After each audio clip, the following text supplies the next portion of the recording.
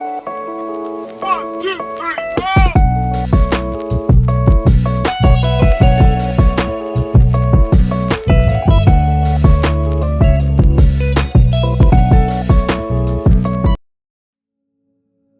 আসসালামু আলাইকুম, কেমন আছেন সবাই? আশা করি যে যেখানে থেকে আমার এই আজকের ভিডিওটি দেখছেন সবাই মহান আল্লাহর রহমতে ভালো আছেন, সুস্থ আছেন, নিরাপদে আছেন।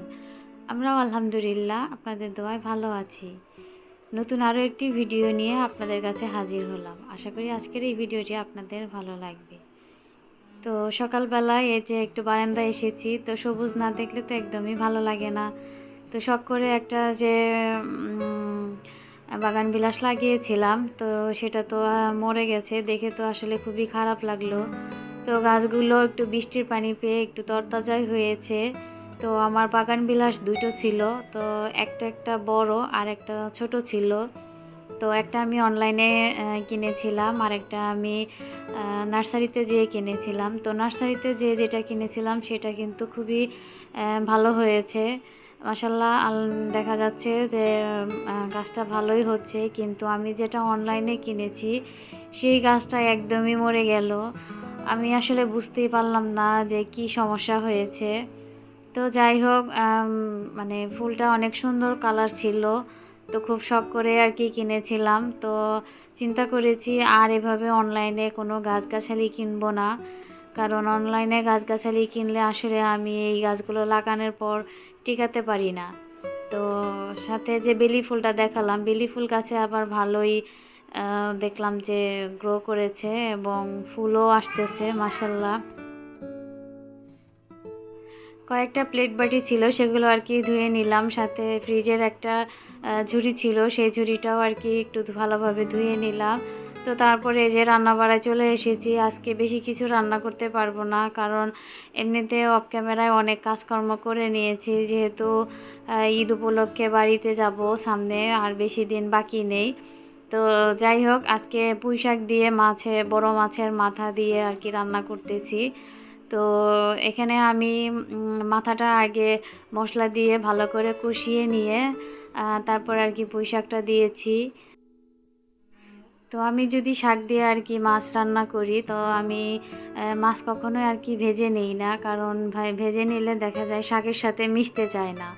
তো এই কারণে আমি মাছগুলো কষিয়ে নিই, আর বেশিরভাগই দেখা যায় মাথা দিয়ে আর কি, বড় মাথা হলে, মাছের মাথা হলে আর কি সেটা দিয়েই শাক দিয়ে রান্না করলে আর কি খেতে ভালো লাগে। আর যদি এখানে চিংড়ি মাছ হতো তাও কিন্তু খেতে অনেক ভালো লাগতো। তো বড় মাছের মাথা দিয়েও কিন্তু খারাপ লাগে না। আর আমার বেশ কিছুদিন ধরে আর কি শাক খাওয়ার জন্য মনটা একদম অস্থির হয়ে যাচ্ছিল, কারণ অনেক দিন ধরে শাক খাওয়া হচ্ছিল না, বাচ্চারা তো শাক খেতেই চায় না। তো আমি অপেক্ষা করছিলাম যে কবে বাড়ি যাব, তখন মার হাতের শাক রান্না খাবো। কিন্তু হঠাৎ করে দেখি যে আমার হাজব্যান্ড রাতের বেলা আর কি পুঁই শাক নিয়ে এসেছে। তো আমি কিন্তু তাকে শাকের কথা বলিও নি। তো হয়তো আল্লাহ তাআলা বুঝেছে যে আমার শাক খেতে মন চাইছে, সেজন্য তিনি ব্যবস্থা করে দিয়েছে।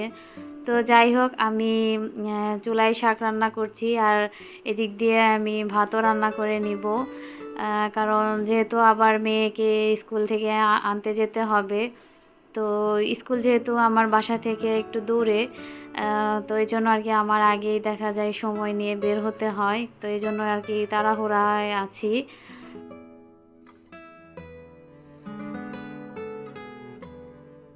তো সকালের নাস্তায় আজকে আলু ভাজি আর রুটি করেছিলাম, তো সেগুলো ভিডিও করিনি, কারণ আমার মোবাইলে চার্জ ছিল না। আর বাচ্চারা তো দেখা যায় যে সুযোগ পেলে একটু মোবাইল ধরে, তো আমি যখন মোবাইলটা ধরি তখন দেখি মোবাইলে চার্জ থাকে না। বলেন, এভাবে কি আসলে ভিডিও করা যায়?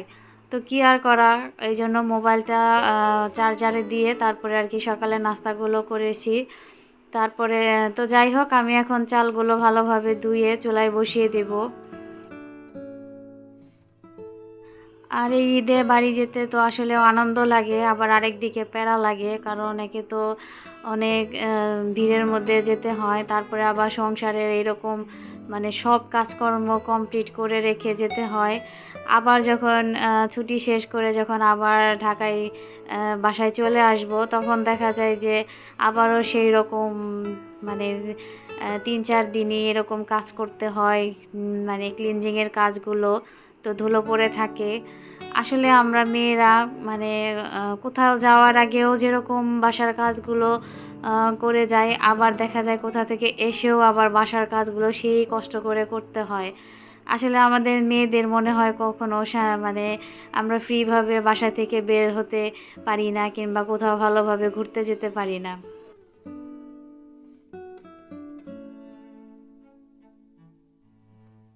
ছোটবেলায় ঈদে অনেক আনন্দ মানে মনে হতো। মানে ঈদের আগেও এবং ঈদের পরেও খুবই আনন্দ হতো এবং খুব মজাও করতাম। আর অনেক কিছু প্ল্যান করে রাখতাম।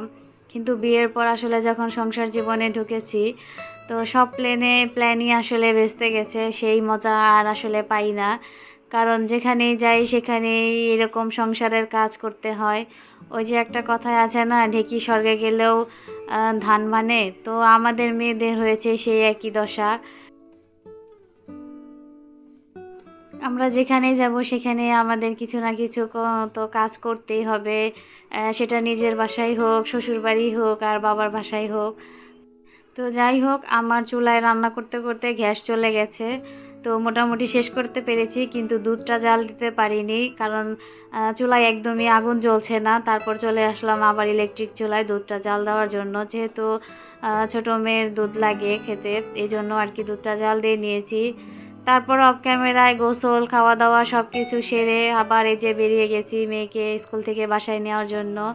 তো আমাদের স্কুলের এত সুন্দর সুন্দর ফুল, আর কি বলবো, আমি তো জ্যামে বসেছিলাম রিকশায়, তো সেখান থেকে আর কি এই ফুলগুলোর ভিডিও করছিলাম। তো এগুলো হচ্ছে কাঠগোলাপ ফুল। তো এই জায়গাটায় যখন আসি তখন এত সুবাস, কি বলবো, মানে খুবই ভালো লাগে আমার। এত সুন্দর সুন্দর ফুলের গন্ধ, দেখতেও যেমন ভালো লাগে, এই জায়গায় এসেও তেমন ভালো লাগে। তো যাই হোক, মেয়েকে স্কুল থেকে নিয়ে তারপরে এই যে হেঁটে যাচ্ছি। মেয়েরা তো একটু পিৎজা খাবে আজকে। তো সে বড় মেয়ে আগে বলে রেখেছে 3-4 দিন আগে যে আমাকে পিৎজা খাওয়াবে। তো যেহেতু ভাবলাম বাড়িতে চলে যাব, আর সময়ও পাবো না, আচ্ছা ওদেরকে তাহলে আজকে পিৎজা খাইয়ে নেই। তো যাই হোক, এই যে রাস্তার মাঝে আর দেখলাম যে একজন এই কাঠের জিনিস তারপরে বিভিন্ন টাইপের জিনিস নিয়ে আর কি বসেছে। তো আমি এখান থেকে এই তরকারি নাড়ারিটা দেখছিলাম, কাঠিটা দেখছিলাম, তো আমার কাছে ভালোই লাগছিল। তার জিজ্ঞেস করলাম এগুলো দিয়ে কী করে। তো উনি বললো এগুলো দিয়ে নাকি রুটির উপরে চাপা দেয়, যাতে রুটি ফোলে। তো ভালোই লাগছিল দেখতে, কিন্তু আমি আসলে এটা নিইনি। আমি নিয়েছি এই তরকারি নাড়ার কাঠিটা, আর একটা ভর্তা বানানোর যে পিসনি বলে না কি বলে, আমি আসলে সঠিক জানি না।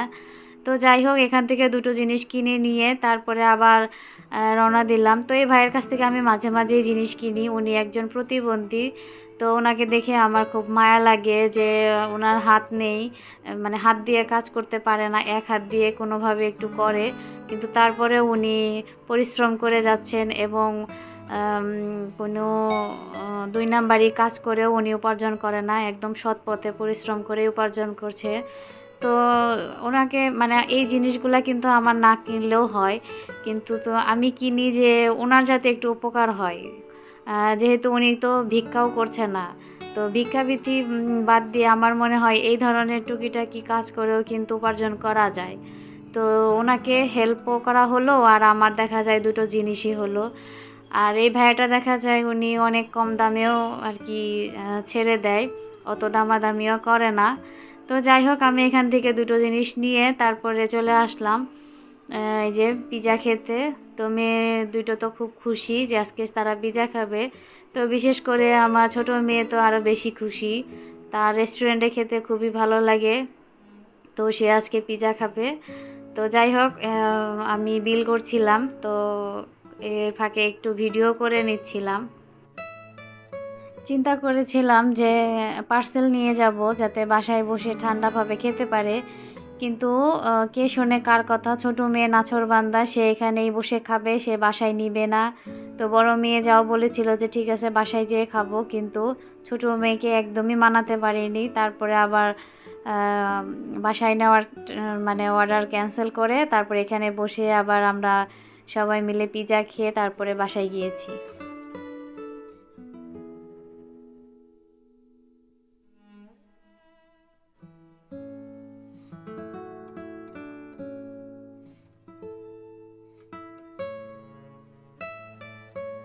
তো অর্ডার দিয়ে কিছুক্ষণ অপেক্ষা করছিলাম আর এপাশ ওপাশ একটু ভিডিও করছিলাম। তো এই যে দেখেন আমার ছোট মেয়ের মুখের হাসি দেখে আপনারা বুঝতে পারছেন যে সে কতটা খুশি।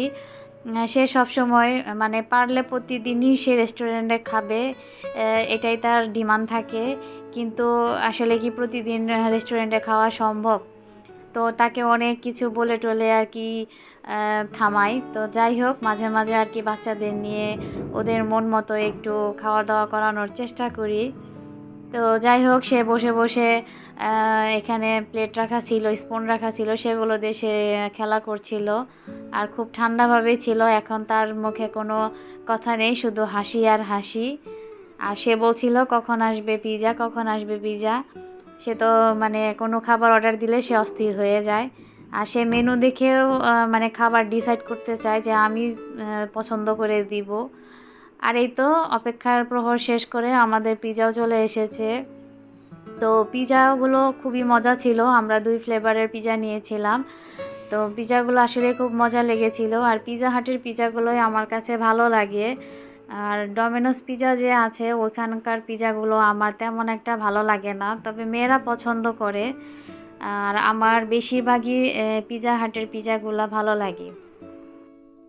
তো আমি ভিডিওর একদম শেষ পর্যায়ে চলে এসেছি। আবার কোনো নতুন ভিডিও নিয়ে আপনাদের কাছে হাজির হব। সে পর্যন্ত সবাই বেশি ভালো থাকবেন, সুস্থ থাকবেন, নিরাপদে থাকবেন।